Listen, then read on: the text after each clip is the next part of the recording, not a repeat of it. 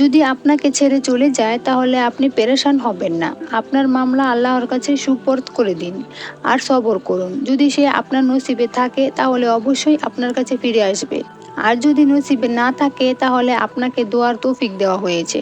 আপনি দোয়া করুন, কারণ দোয়ার দ্বারা ভাগ্য ও বাস্তবতা দুটোই বদলে যায়। আল্লাহ তাআলাই তো আপনার নসিব লিখেছেন, তাহলে কেন আপনি পেরেশান হন? আপনার কেন মনে হয় যা চলে যায় তা দ্বিতীয়বার পাওয়া যায় না? আপনি কি হজরত ইউসুফ আলাইহি ওয়াসাল্লামের কাহিনী শুনেননি?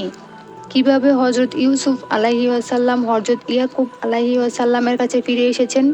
সেটা তো সবরের ফল ছিল। তো যদি আপনি এই সময়ে সবর করে নেন আল্লাহর উপর আর তাওয়াক্কুল রাখেন এবং আল্লাহর সাথে আপনার যোগাযোগ মজবুত বানিয়ে নেন, তাহলে ইনশাআল্লাহ আপনার জন্য সেখান থেকে মুজিজা হবে যেখানে আপনি কল্পনাও করেননি। আর কে জানে, যদি আপনাকে আপনার সবরের পুরস্কার হিসেবে আপনাকে সেটাই দেওয়া হয় যেটা আপনি চেয়েছেন। আসসালামু আলাইকুম। আজকের গল্পটি একতরফা ভালোবাসা, সূরা ইউসুফ মিরাক্কেল। প্রিয় দর্শক, আপনারা চাইলে আপনাদের দোয়া কবুলের গল্প আমার চ্যানেলে শেয়ার করতে পারেন, যাতে আপনার গল্প শুনে অন্য কেউ অনুপ্রাণিত হতে পারে। নিচে কমেন্টে ও ডিসক্রিপশনে আমার ইমেল আইডি ও ইনস্টাগ্রাম দেওয়া আছে। গল্প শুরুর আগে একবার সকলের জন্য দোয়া করে নেই। হে আল্লাহ, ফিলিস্তিনি ভাই বোনদের আপনি হেফাজত করুন। হে আল্লাহ, আমাকে সহ সকল মুমিন মুসলিম ও অবুঝদের আপনি হেদায়েত করুন। হে আল্লাহ, যারা আমার কাছে দোয়া চায়, যারা কষ্টে আছে, যারা তোমার কাছে তাদের প্রিয় জিনিস চায়, তাদেরকে তুমি তা দিয়ে দাও তোমার হাবিবের উসিলায়। হে আল্লাহ, তুমি তো বাদশাহর বাদশাহ, তুমি তো অমুখাপেক্ষী। তুমি সবার দোয়া কবুল করলেও তোমাকে প্রশ্ন করার কেউ নেই, তোমাকে বাধ্য করারও কেউ নেই। আল্লাহ, মেহেরবানি করে সকলের দোয়া কবুল করে নিন আপনার পবিত্রতার উসিলায়। আমিন। এই বোন লিখেছেন, আসসালামু আলাইকুম আপু, আমরা 3 বোন ও 2 ভাই, আর আমি 3 নম্বর বোন। তো আমার বড় ভাই ও 2 বোন বিবাহিত ছিল। তো আমার বিয়ের কথা বলতো, আমার জন্য অনেক প্রপোজাল আসতো, কিন্তু সম্বন্ধ ঠিক হতো না।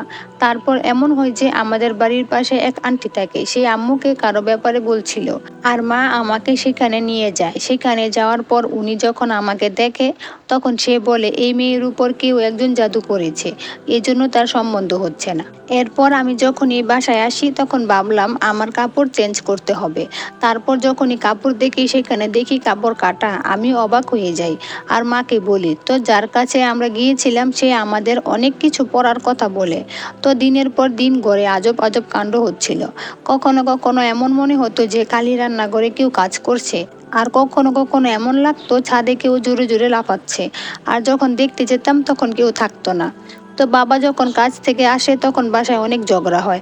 তারপর আমরা ভেবে নেই এগুলো আসলে জাদু হবে হয়তো। এরপর আমার মা স্বপ্নে দেখে আমার নানি আমার মাকে বলে, দেখো, তোমরা যে রাস্তায় চলছো সেটি ভুল রাস্তা, তোমরা আল্লাহর কাছে দোয়া করো, কেন এত পেরেশান হও? আসলে আমার নানি ইন্তেকালের আগে আমার মায়ের অনেক ক্লোজ ছিল। তো মা বুঝে যায় যে হয়তো মা সেই আন্টির কথায় ভুল রাস্তায় পা বাড়িয়েছিল। তারপর বাসায় এরকম অবস্থা হতেই থাকে, কখনো রক্তের ছিটা তো কখনো কিছু।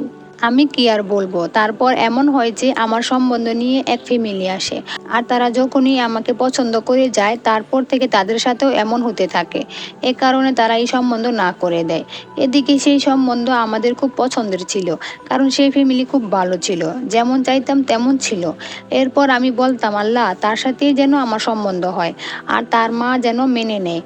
তারপর আমার বাবা একদিন অতিষ্ঠ হয়ে এক মসজিদের ইমাম সাহেবের কাছে গিয়ে সব বলে। তারপর সে বলে, পেরেশান হবেন না, সব কিছু আল্লাহ পাক ঠিক করবেন। সে আমার বাবাকে বলে, আপনি ফজরের নামাজের পর 7 বার সূরা মুজাম্মিল পড়ে ঘরে পানি ছিটা দিবেন, এবং আপনার মেয়েকে বলবেন এশার নামাজের পর যেন 2 রাকাত নফল সালাতুল হাজত পড়ে, 11 বার দুরুদে ইব্রাহিম আগে পরে পড়ে, তারপর একবার সূরা ইউসুফ পরে যেন দোয়া করে। তারপর পরের দিন থেকে আমরা আমল শুরু করি, আর আলহামদুলিল্লাহ ঘরের অবস্থা ঠিক হতে থাকে। আর এদিকে সূরা ইউসুফ পরে সেই মানুষটার জন্য দোয়া করে যাচ্ছিলাম। এরপর এমন মৌজিজা হয়েছে যে সেই আন্টির কল আসে। এরপর আলহামদুলিল্লাহ তারা আমাদের বাসায় আসে এবং গত বছর জুলাই মাসে আমাদের বিয়ে হয়েছিল। প্রিয় দর্শক, মনে রাখবেন, আমল বা দোয়া যাই করেন আল্লাহর উপর সবসময় তাওয়াক্কুল করতে হবে, তাহলে তাড়াতাড়ি ফল পাবেন ইনশাআল্লাহ।